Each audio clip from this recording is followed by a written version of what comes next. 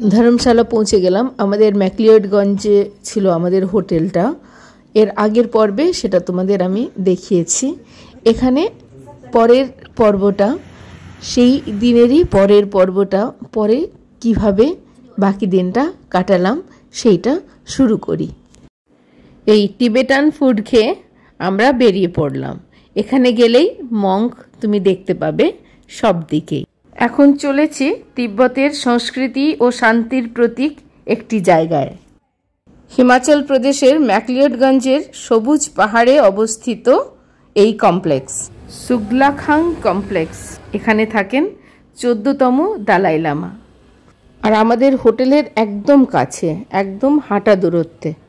ম্যাকলিওডগঞ্জে যেহেতু দালাই লামার রেসিডেন্স আছে, সেজন্যই এই জায়গাটা তিব্বতী সংস্কৃতির একটা গুরুত্বপূর্ণ কেন্দ্র। এখানে তার মন্দির আর এডুকেশনাল সেন্টারও রয়েছে। যতটা শান্তিপূর্ণ পরিবেশ এখানে এক্সপেক্ট করেছিলাম, সেরকম কিছুই ছিল না। যে একটুখানি ভলিউম আপ রেখেছিলাম তাতে বুঝতে পারছো এখানে সাইলেন্স তো ছিল না। ট্যুরিস্ট স্পটে যেমন হয় magnificent Buddha idols and other idols,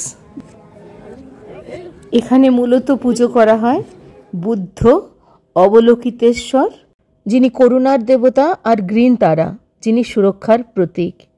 এই দেবতারা তিব্বতী বৌদ্ধ ধর্মে খুব পবিত্র আর রেসপেক্টেড। আশ্রমের বিভিন্ন স্থানে তোমরা দেখতে পাবে ছোট ছোট ধাতব পাত্রে জল বা ঘি রাখা আছে। এগুলোকে বলা হয় অফারিং বোলস। এগুলো বৌদ্ধ প্রথায় দান বা অর্ঘ্য হিসাবে ব্যবহার করা হয়। সাধারণত 7টি বাটি রাখা হয় একসাথে।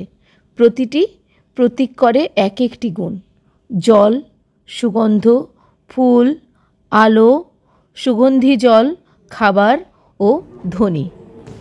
এই হচ্ছে মেডিটেশন হল। এই আশ্রম খোলা থাকে ভোর 5টা থেকে সন্ধে 8টা পর্যন্ত। এগুলি হচ্ছে প্রেয়ার হুইল। এগুলো ক্লকওয়াইজ ঘোরাতে হয়। নিজের মনে যা চাওয়া হয় সেটা প্রার্থনার রূপ দেওয়া যায়। আর সেই সাথে চারপাশে মৃদু ওম মণি পদ্মে হুম ধ্বনি যেন বাতাসেও ছড়িয়ে পড়ে। এখানেও লোকজন মেডিটেশন করছিল। এই হচ্ছেন গ্রিন তারা। এত সুন্দর মূর্তি যে ছবিতে তার কিছুই বোঝা যাচ্ছে না।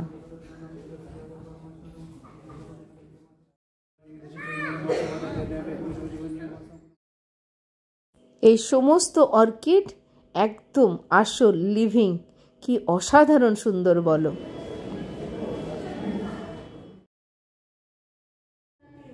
না সাদা, এগুলোতে জল রাখা আছে। দালাই লামা কমপ্লেক্স আমাদের ঘোরা হয়ে গেল। আবার দেখি নেক্সট কোথায় কি আছে। এখানে কিছু কিছু জিনিসপত্র কেনা হলো। তারপরে এই যে চলে এলাম আমরা গন্ডোলাতে যাব বলে। এখানে আমাদের বোথ ওয়েজের জন্য টিকিট কাটা হলো। তার মানে আমরা যাব একটা ডেস্টিনেশনে, সেখানে কিছুক্ষণ ঘুরবো, ওখানে একটা ভিউ পয়েন্ট আছে, তারপরে আবার এখানেই ফিরে আসবো। এই আমাদের হোটেলটা থেকে তো এইটা দেখা যাচ্ছে। এটা দেখা যায় এখানে, ওইটা আমাদের রুটটা। হ্যাঁ এই যে উপরে উপরে উপরে উপরে ওইটা, ওই দেখো উপরে দিকে এসি वाला যে দেখা যাচ্ছে ওইটা মনে হচ্ছে। তো ওইটা ওই দেখো সেন্টার সাইড বল। ও আচ্ছা, ওইটাই গ্রিন চ্যাট। এটা একটা স্কাইওয়ে, ধর্মশালা স্কাইওয়েতে আমরা যাচ্ছি। রোপওয়েও বলে ওটাকে। এই যে এখান থেকে পুরো নিচে দেখা যাচ্ছে। ঠিক ক্যামেরাতে কতটা বোঝা যাচ্ছে জানছি না। দেখতে খুবই সুন্দর লাগছে।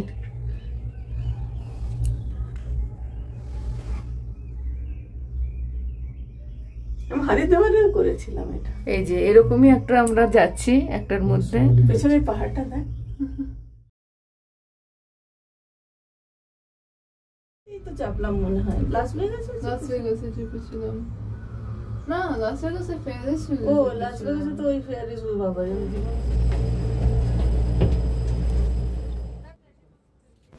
এইখানে একবার নামলাম, এখান থেকে একটা ভীষণ সুন্দর ভিউ পয়েন্ট আছে। হতে পারে একদম যদি পরিষ্কার আকাশ থাকতো তাহলে হয়তো আরও ভালো লাগতো, কিন্তু আমাদের তো এটাও খুব ভালো লাগছিল। রোপওয়ে থেকে মাঝখানে একটা রিসেস নিয়ে আমরা এখানে এসেছিলাম, আবার যাচ্ছি, আমাদের রিটার্ন আছে রোপওয়েতে, আবার যাব। দেখতে খুবই সুন্দর লাগছে।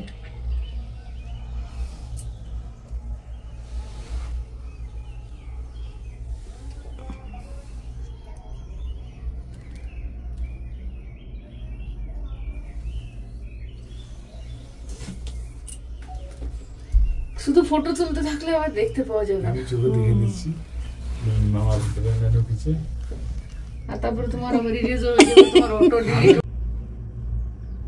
আমার হাজবেন্ডের মাথাতে অটো ডিলিটও আছে, ও দেখছে, ও নাকি সব কিছু মাথার মধ্যে রেখে দিচ্ছে, ওটা ফটাফট অটো ডিলিটও হয়ে যাবে। খুব সুন্দর লাগছে দেখতে, দেখো কি ভালো লাগছে না ওপর থেকে। এই নিচের বিল্ডিংগুলো, এটা যে স্কুল নাকি কোনো হোটেল বোঝা যাচ্ছিল না, কিন্তু দেখতে ভীষণ সুন্দর। ব্যাকগ্রাউন্ডে যেন মনে হচ্ছে ময়ূরের আওয়াজ শুনতে পাচ্ছে। ঘন জঙ্গল না,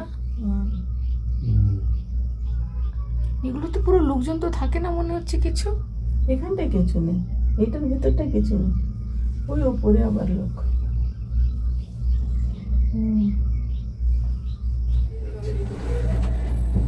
গান্ডোলা শেষ করে আমরা বেরিয়ে পড়লাম।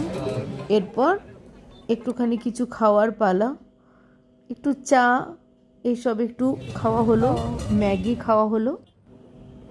এখানে প্রচুর হ্যান্ডিক্রাফটসের তো ছড়াছড়ি, স্পেশালি তিব্বতি স্টাইলের যেগুলো। अच्छा लग रहा है लेकिन वो नहीं समझ नहीं आ रहा है। प्योर में है, एक बार सोल पकड़ना, कलर है इसमें, सेम प्राइस है।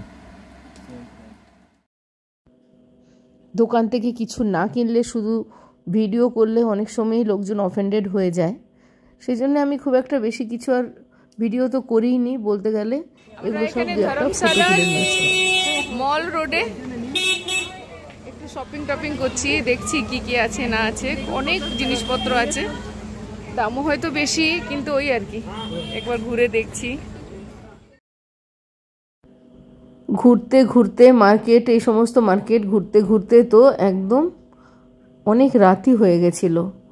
এরপরে কি খাওয়া যাবে, সকাল থেকে আমার একটা পিৎজা খাওয়ার ইচ্ছে করছিল, তো এই যে এখানে ঢুকে আমরা পিৎজা অর্ডার দিলাম, আরেকটা দিলাম পেস্টো পাস্তা।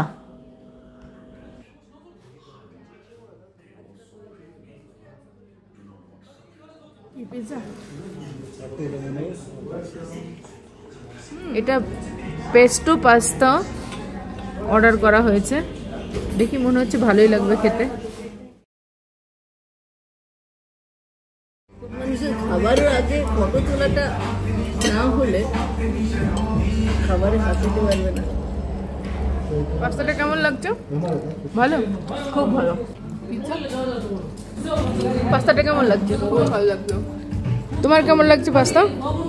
ভালো। পাস্তাটা আমার তো পছন্দ নয়, এজন্য একটা দুটো বৃষ্টি হচ্ছে। এটা কেমন লাগছে?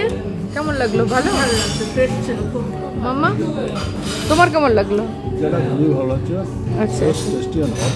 ঠিক আছে। যখন রেস্টুরেন্টটাতে এসেছিলাম তখনই আমার এই কেউ খাচ্ছিল, তো আমার দেখেই ইচ্ছে করছিল। আজকের মতো এখানেই শেষ। What a long day. ভালো থেকো সবাই, আবার দেখা হবে।